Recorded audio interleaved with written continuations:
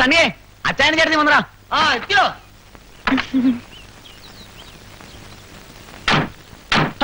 ഇതെന്നാ ഇറക്കമായത്? ഇങ്ങനെ ചാടിയും തുള്ളിയൊക്കെ ഇറങ്ങിയ സംഗതി കുഴപ്പമാവും. ആ എന്തോന്ന് കുഴപ്പം? അല്ല പിന്നെ ചേട്ടത്തിയാർക്ക് എന്തോ വിശേഷം ഉണ്ടെന്നോ ഞങ്ങളൊക്കെ ഉപ്പാപ്പന്മാരാകാൻ പോകുന്നു പറയുന്നത് കേട്ടു. എന്നാര് പറഞ്ഞു കേട്ടു? അയ്യോ അപ്പൊ ഒന്നും ഇല്ലയോ? ആ ഉണ്ട്, 2 ആനമുട്ട. പോയി മുണ്ടെടുത്തുള്ള. അല്ല അച്ചായോ അതെ അല്ല ഞങ്ങള് പറയായിരുന്നേ, ആനമുട്ട ഉണ്ടായിട്ടൊന്നും കാര്യമില്ല. കല്യാണം കഴിഞ്ഞിട്ട് ഒരു കൊല്ലാൻ പോകുന്നേ എന്ന് വെച്ച് ഒന്നും വെച്ചോണ്ടല്ല, ഈ വീട്ടിലേക്ക് പോകുമ്പോ 1 കിലോ പുളി വാങ്ങിച്ചോണ്ട് പോണോന്ന് പറയുന്നത്. അത് മീൻകറി വെക്കാനാടാ. അപ്പൊ ചേട്ടത്തിനെങ്കിൽ പുളിയനാറായില്ലയോ? ആ മതി മതി.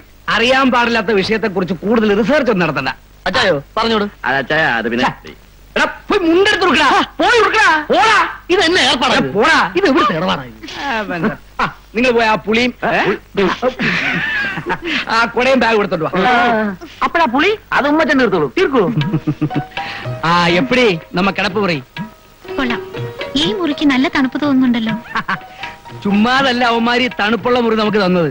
ഇവിടെ വെച്ച് എന്തെങ്കിലും സംഭവിച്ചോട്ടെ എന്ന് കരുതിയ. ആ പിന്നെ നേർച്ച നേരാൻ ഉരുളി കമത്താനൊന്നും ഇനി എനിക്ക് സമയമില്ല. അപ്പുറത്ത് അനിയന്മാരുണ്ട്. അവന്മാർ പോവാൻ പറ.